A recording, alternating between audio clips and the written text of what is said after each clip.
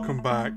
Today I'm going to talk about Gas, or It Became Necessary to Destroy the World in Order to Save It, by Roger Corman from the early 70s. It's my What the Hell Is This? First one of the year.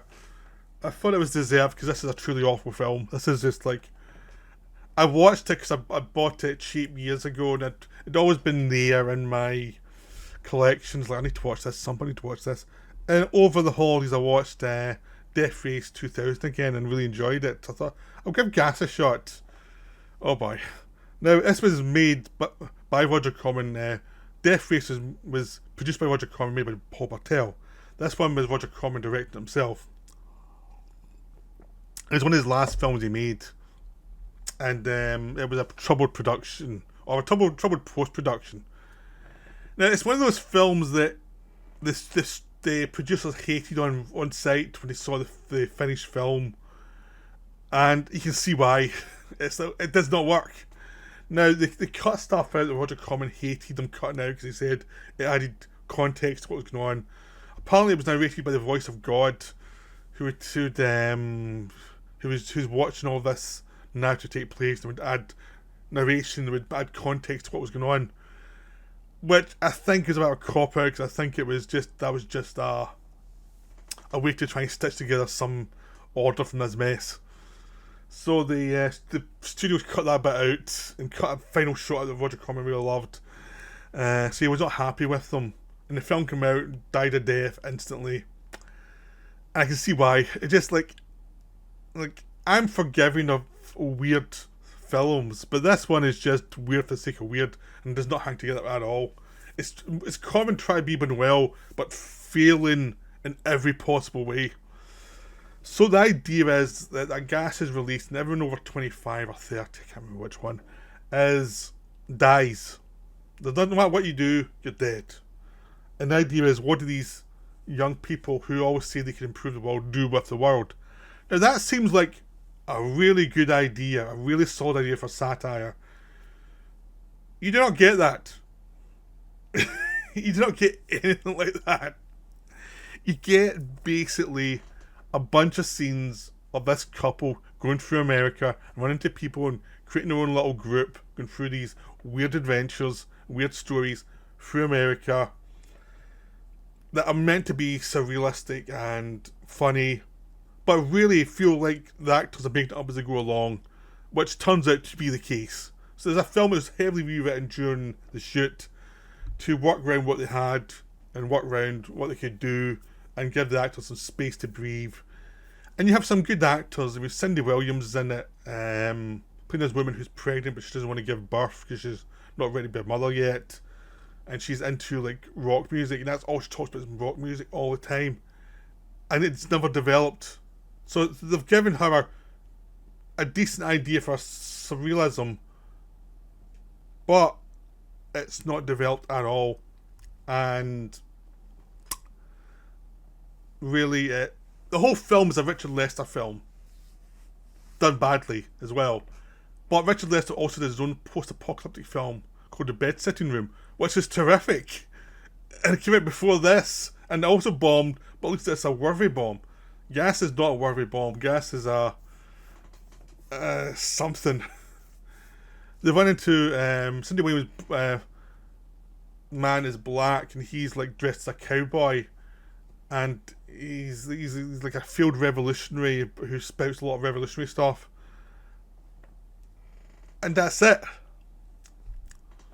Buck Cord is this other guy who has nothing to do.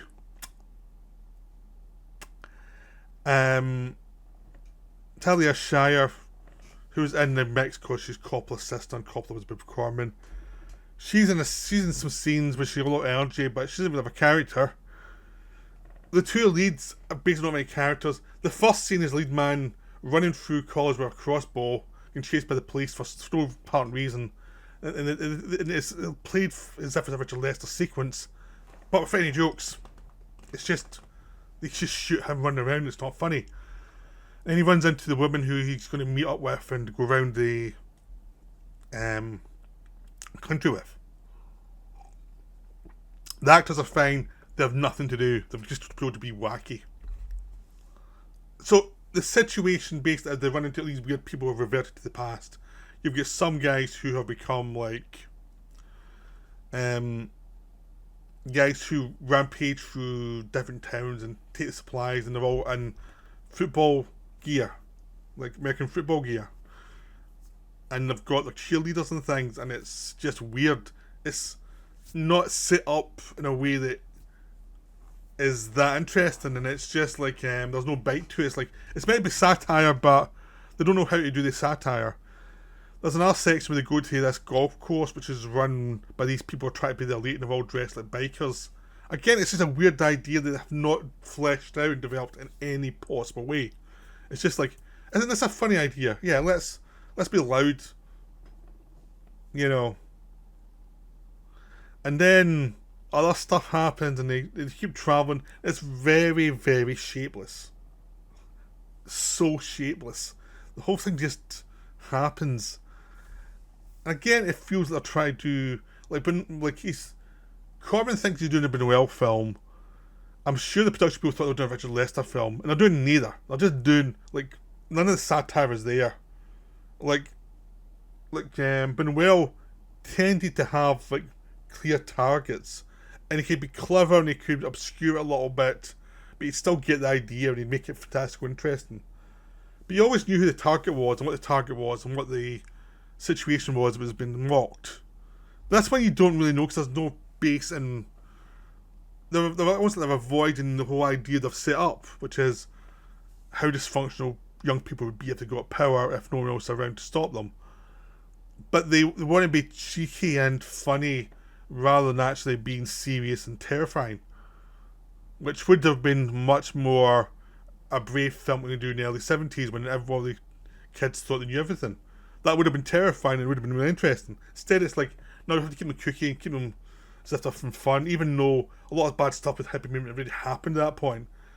And there's almost like try to say, I've been critical, but I still like them. And it's just like, if you want to be a satire, make them hate you. You can't be a satire and still try and make them like you. It's just all over the place. There's just no focus for anything that's going on in this film. There's no focus in the plot. There's no focus in just momentum. There's a sequence where they're taking a gunfight with these guys with guns, but it turns out there's no bullets, and they're all doing these yelling names of actors who played in westerns at each other. And it's shot in the most embarrassing way possible, so that you're like going, It's not funny. It's weird, but not in a good way. It might have worked if you staged it properly, but you didn't. And everyone looks kind of uncomfortable doing it, or too into it, and it just doesn't work. And there's nothing that makes up the whole film. No one knows why they're doing certain things. No one knows the intent of any scene. They're just talking and talking and talking, and then they're driving and talking and talking, and it's like, what's the point? No one knows. No one has a clue. At the end of the day, they're saved by the voice of God. So there might be hippies who are rejecting everything to do with their parents, and they get saved by God, which is the epitome of what everything the wrapped around their parents' generation. Because America's a God country. It's just like there's nothing there that makes any sense as satire as anything. So it's a complete disaster. I have nothing. I just don't want to keep on going and get more frustrated. This film is just total dog shit in every possible way. You can see why the producers were like horrified. I mean, Corman was annoyed with them, but I can see why getting this film they'd be like, what do we do with this mess? It's a total mess. It's just like Corman had an idea, he set it up, and it was terrible. And that's it. It was awful. It's just like easily the worst film I've ever seen from a Corman produced stable. It just was just awful in every possible way. So yeah, avoid this one like the plague. They try and do funny posters for it to try and sell it to you. Avoid it. It's terrible. It's not another Head, which was an interesting weird film. This is like what you feared any hippie film would ever be. This is the film. Right, so that's me. Goodbye for now. Bye.